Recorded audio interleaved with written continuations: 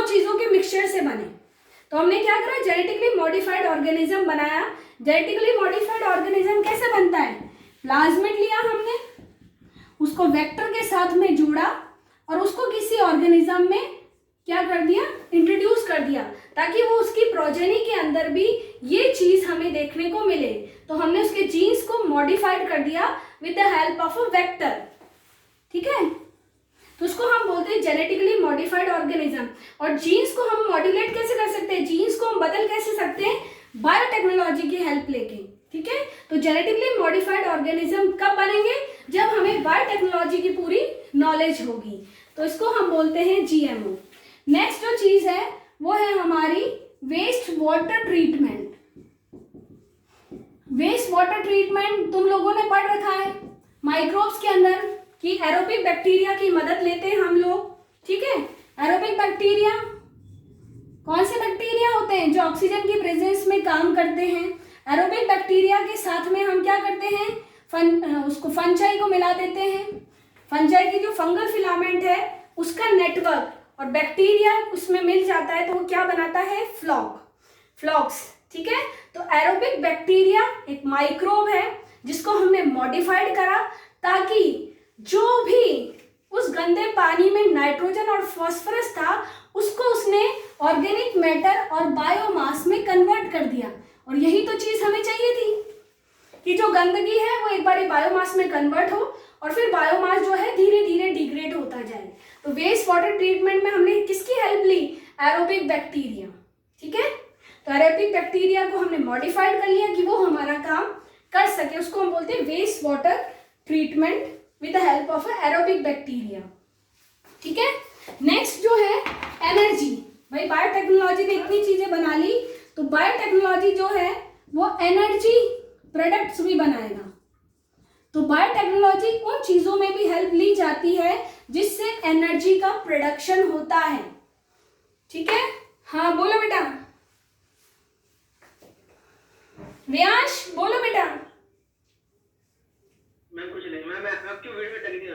हमने लिख लिया बायोफार्मास्यूटिकल्स, ड्रग्स जो बायोलॉजिकल सोर्स से बने, थेरापेटिक्स बायोटेक्नोलॉजी की मदद से हम दवाई को आसानी से पेशेंट को दे सके, डायग्नोस्टिक मतलब हम बीमारी के बारे में जान सकें, जेनेटिकली मॉडिफाइड ऑर्गेनिज्म मतलब हम जीन्स को ऑल्टर कर सकें, बदल सकें, जो चीज हमें चाहिए वो हमें मिल सके, एनर्जी प्रोडक्ट्स बना सके, हम वेस्ट वाटर को ठीक कर सकें, क्योंकि बहुत सारा पानी होता है जो वेस्ट होता है, तो उसको हम प्यूरिफाइड कर दें, अच्छी तरीके से ठीक कर दें ताकि वो हमारे काम में आ सके।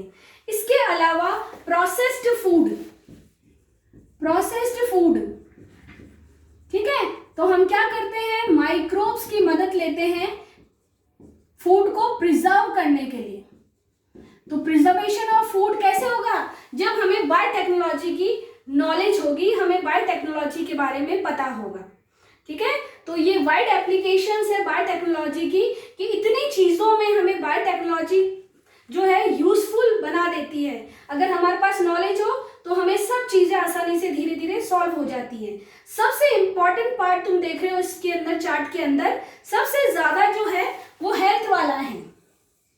ठीक है, तो ये मान के चलो कि अगर हेल्थ के रिलेटेड दवाइयां हो, बीमारी हो, ट्रीटमेंट हो, अगर बायोटेक्नोलॉजी की कमांड है तो कोई भी बीमारी जो है वो पूरी तरीके से क्योर हो जाएगी। ठीक है, चाहे कैंसर हो, चाहे एड्स हो, तो फ्यूचर में बायोटेक्नोलॉजी का इस्तेमाल बहुत ज्यादा होगा।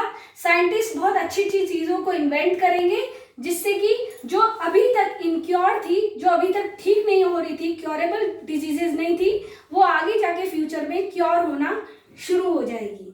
ठीक है, अभी जो हमारा कोरोना वायरस है उसके अंदर भी लोग बायोटेक्नोलॉजी की हेल्प ले रहे हैं साइंटिस्ट, तभी तो जो वैक्सीन है वो डिस्कवर हो रही है। ठीक है, तो ये अभी मोस्ट इंपॉर्टेंट एस्पेक्ट है हमारा बायोटेक्नोलॉजी का। तो 51% जो पार्ट है बायोटेक्नोलॉजी का वो जनरली हेल्थ सेक्टर के लिए काम कर रहा है। देख रहे हो, ठीक है, रब कर दो मैं इसको। ये इन biotechnology 3 critical research area in biotechnology.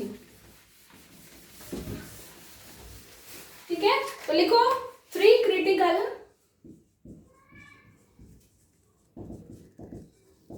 Research areas in biotechnology, मतलब बायोटेक्नोलॉजी को जो रिसर्च बनाना है।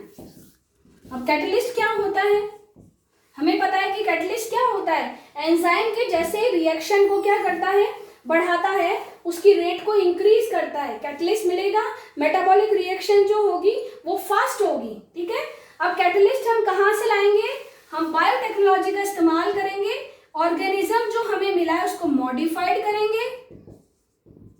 ठीक है, मतलब इम्प्रूव्ड ऑर्गेनिज्म, जो भी ऑर्गेनिज्म से हमें चीज लेनी है उसको हम थोड़ा सा मॉडिफाइड करेंगे। मॉडिफाइड करेंगे मतलब तुम कहीं शादी में जाते हो तो पहले तैयारी करके जाते हो, ऐसे थोड़ी उठ के चले जाते हो।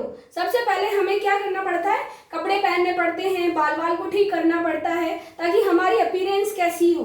उसी तरीके से आपको जो भी ऑर्गेनिज्म है पहले उसको मॉडिफाइड करो, उसको इस काबिल बनाओ कि उसके अंदर जो भी चीज़ है वो भी अच्छी मिलनी चाहिए। तो हम क्या करते हैं, जो ऑर्गेनिज्म है उसको मॉडिफाइड करते हैं और इससे हम लोग कैटलिस्ट को निकालते हैं। ठीक है, कैटलिस्ट एंजाइम भी हो सकता है, कैटलिस्ट में भी प्रोटीन भी हो सकता है, ठीक है, या कोई प्रोडक्ट भी हो सकता है। इन तीनों चीजों से हम लोग कैटलिस्ट का फॉर्मेशन कर सकते हैं। इस ऑर्गेनिज्म में ये 3 चीजें जो है वो हमें कैटलिस्ट दे सकती हैं। तो सबसे पहले कैटलिस्ट को तैयार करो, हमने कैटलिस्ट को तैयार कर दी। सेकंड है उसको बेस्ट ऑप्टिमम कंडीशन दो। अब भाई ऑप्टिमम कंडीशन क्यों देंगे हम लोग, क्योंकि ऐसे तो नहीं है कि वो सीधा का सीधा जिस ऑर्गेनिज्म में तुम डालना चाह रहे हो वो चला जाएगा, इतना सीधा भी नहीं है वो। ठीक है, हमें क्या करना पड़ेगा, उसके लिए फेवरेबल कंडीशंस बनानी पड़ेगी। फेवरेबल कंडीशंस बनाओगे तभी ये कैटलिस्ट किसी ऑर्गेनिज्म में इंट्रोड्यूस कर सकते हैं हम। तो ऑप्टिमम कंडीशन मतलब उसको पर्टिकुलर पीएच दो, उसको टेम्परेचर दो। ठीक है, तो ऑप्टिमम कंडीशन दोगे तो कैटलिस्ट काम करना शुरू कर देगा। तीसरा है डाउनस्ट्रीम प्रोसेसिंग। ये हम लोगों ने 11th चैप्टर में पढ़ रखा है बायोटेक्नोलॉजी में प्रोसेसेस में कि डाउनस्ट्रीम प्रोसेसिंग मतलब क्या होता है कि जो भी बायो रिएक्टर्स से हमें जो प्रोटीन मिला है, ठीक है, उसको हमें क्या करना है, सेपरेशन। मैंने बताया थी ट्रिक सेपरेशन, बताओ क्या ट्रिक थी वो, सेपरेशन, प्यूरिफिकेशन एंड प्रिजर्वेशन। भाई जो तुमने कैटलिस्ट बनाया है उसकी डाउनस्ट्रीम प्रोसेसिंग तो करोगे ना, वो जो भी प्रोडक्ट या प्रोटीन बना है उसको पहले तुम और चीजों से अलग करोगे, उसको प्यूरिफाई करोगे और उसके अंदर प्रिजर्वेटिव को ऐड करोगे, प्रिजर्वेशन। ठीक है, तो अब तुमने ये चीज कर ली। प्रिजर्वेशन के बाद में तुम उसका क्या करोगे, क्लिनिकल ट्रायल पे उसको भेजोगे। ठीक है, तो डाउनस्ट्रीम प्रोसेसिंग सबसे लास्ट स्टेप होता है हमारा, जिसमें जो भी कैटलिस्ट हमारा बनता है उसको सेपरेट करते हैं, प्यूरिफाई करते हैं, उसमें प्रिजर्वेटिव को ऐड करते हैं और आगे कंपनीज को फॉरवर्ड करते हैं ताकि क्लिनिकल ट्रायल हो सके या उसकी टेस्टिंग हो सके। अब जो भी हमें चीज मिलेगी वो हमारे लिए बेस्ट होगी। ठीक है, तो इन तीनों का जो रिजल्ट होगा वो हमारे लिए क्या होगा, सबसे बेस्ट होगा। अगर बायोटेक्नोलॉजी ने इन तीनों चीजों में कमांड कर ली और आगे जाके अगर वो कमांड कर लेगा तो हमारा रिजल्ट जो बनेगा वो बेस्ट मिलेगा। अगर हमने नीट की तैयारी स्टार्टिंग से चालू कर दी तो हमारा रिजल्ट भी क्या होगा, बेस्ट होगा। क्लियर?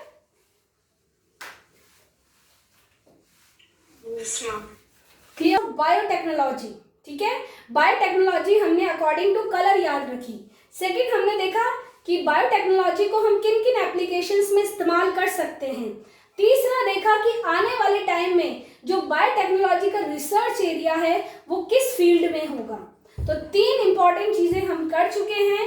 अब हम करेंगे नेक्स्ट चीज, तो लिखो next point,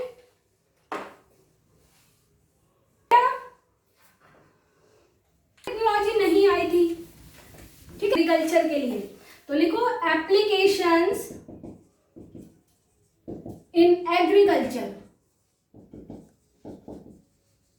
applications in agriculture, ठीक है, कि हम लोगों ने बायोटेक नहीं आई थी, जेनेटिक इंजीनियरिंग की जब डिस्कवरी नहीं हुई थी, तो हम पहले क्या इस्तेमाल करते थे एग्रीकल्चर में? तो पहला पॉइंट लिखो एग्रो, लिखो पहला point agro chemical method. Agro chemical method, agro मतलब एग्रीकल्चर, केमिकल मतलब कि हमारे फर्टिलाइजर्स एंड पेस्टिसाइड्स, ठीक है। तो हम पहले, जब बहुत पहले जो था, जो कन्वेंशनल मेथड था या जिसको हम ट्रेडिशनल मेथड बोले, तो पहले लोग क्या करते थे कि भाई हमारे खेत में फसल को बढ़ाना है, तो खेत में फसल को बढ़ाने के लिए हम क्या करते थे? केमिकल फर्टिलाइजर्स का छिड़काव कर देते थे, साथ में पेस्टिसाइड्स भी डाल देते थे। फर्टिलाइजर्स क्या करता था कि प्रोडक्शन को बढ़ा देता था, जो फूड का प्रोडक्शन था वो बढ़ जाता था, लेकिन जो पेस्टिसाइड्स थे वो क्या करते थे? एक बार फूड का प्रोडक्शन तो बढ़ जाएगा, ठीक है, फूड का प्रोडक्शन एक लेवल पे तो बढ़ जाएगा, लेकिन ये जो पेस्टिसाइड्स है ये बहुत हार्मफुल केमिकल्स होते थे। तो ये पेस्टिसाइड्स क्यों डालते थे फार्मर्स? ताकि जो हमारी फसल है उसको कोई भी पेस्ट इन्फेक्ट ना करे, इसलिए तो वो छिड़काव करते थे कि मान लो पर्टिकुलर बटरफ्लाई के जो कैटरपिलर से वो नुकसान नहीं पहुंचाए ब्रेसिकास को, तो हम क्या करते थे? पेस्टिसाइड का छिड़काव कर देते थे, ठीक है। तो दो इंपॉर्टेंट चीजें लोग इस्तेमाल करते थे, भाई भरपूर मात्रा में केमिकल वाला फर्टिलाइजर्स डालो और पेस्टिसाइड्स का छिड़काव करो। तो एक टाइम पर तो क्या है कि हमारा फूड प्रोडक्शन बढ़ा था, इन दोनों चीजों का इस्तेमाल करके एक टाइम पर एक लेवल पे बढ़ा था, ठीक है, हम एग्री कर रहे हैं कि हाँ भाई बढ़ा था, लेकिन उसके साथ में और डिसएडवांटेज क्या आई कि पॉल्यूशन हुआ, ठीक है, पॉल्यूशन हुआ पेस्टिसाइड्स की वजह से, पॉल्यूशन सॉइल पॉल्यूशन हुआ फर्टिलाइजर्स की वजह से। तो जब पॉल्यूशन हुआ तो उसका असर किस पे पड़ा? Eutrophication of lake. यूट्रोफिकेशन मतलब जो भी लेक था वो पॉल्यूशन की वजह से जो भी चीजें उससे निकलती गई वो लेक में जमा होती गई, तो इसको बोलते हैं हम एजिंग ऑफ लेक, ठीक है, हम लोग इसको इकोलॉजी सेक्शन में पढ़ेंगे।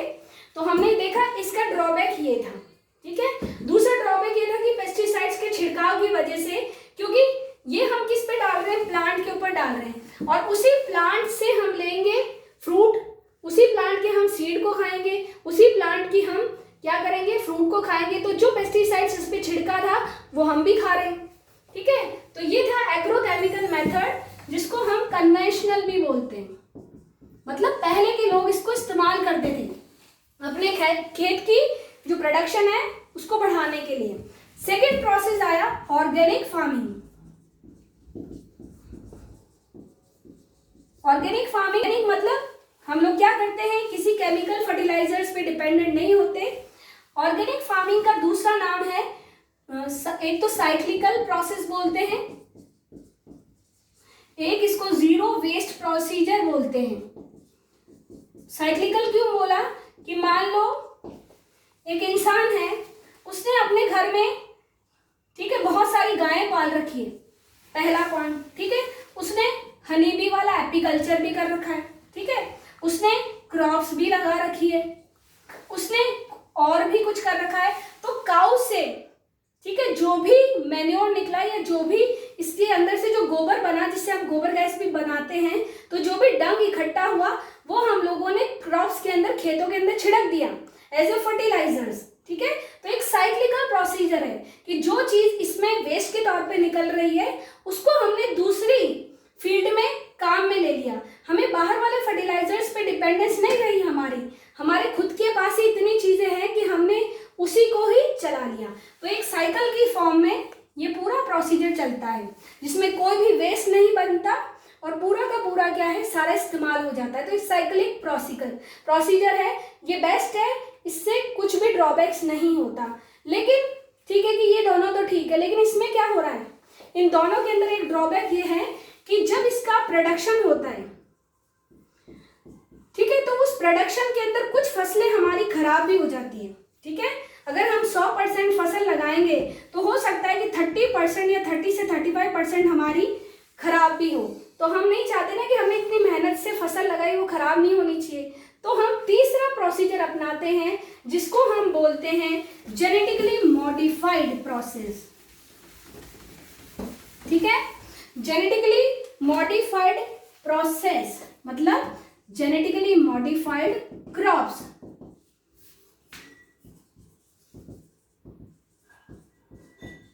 जेनेटिकली मॉडिफाइड क्रॉप्स मतलब कि हमने क्या करा कि हमने ऐसे पौधे बनाए जिसके जीन्स को हमने बदला और हमें वो जीन्स चाहिए थे वो उसमें डाल दिए, तो वो हो गया जेनेटिकली मॉडिफाइड क्रॉप्स। इसमें ये होता है कि हम जो डिजायर्ड जीन्स होते हैं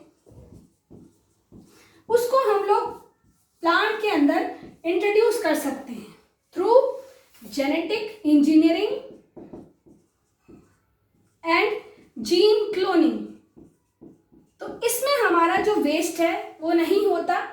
ऐसा पौधा किसी केमिकल फर्टिलाइजर्स पे डिपेंडेंट भी नहीं होता। ऐसे पौधे के अंदर मिनरल को इस्तेमाल करने की एफिशिएंसी ज़्यादा होती है। ऐसे पौधे के अंदर विटामिन्स की जो क्वालिटी और क्वांटिटी होती है वो अच्छी होती है। तो हम चाहते हैं ना कि फ्यूचर में हमें अलग अलग नहीं खाने पड़े, प्रोटीन, कार्बोहाइड्रेट, मिनरल्स, विटामिन्स के लिए अलग अलग चीज़ें नहीं खानी पड़े। हम ऐसा पौधा उगाए जिससे कि हमें सारे सप्लीमेंट एक साथ मिल जाएं। तो उसको बनाने के लिए एक ही ट्रिक है, जेनेटिकली मॉडिफाइड क्रॉप्स बनाओ। ठीक है, तो जेनेटिकली मॉडिफाइड क्रॉप्स आज जो अभी हमारे जो चल रही है सारे एग्रीकल्चर फील्ड में, उनका फोकस जनरली अभी इसी पे है, जेनेटिकली मॉडिफाइड क्रॉप्स में, कि ऐसी क्रॉप्स बनाओ जिसमें क्वालिटी भी अच्छी मिले और क्वांटिटी भी अच्छी मिले। ठीक है, आए समझ में बेटा?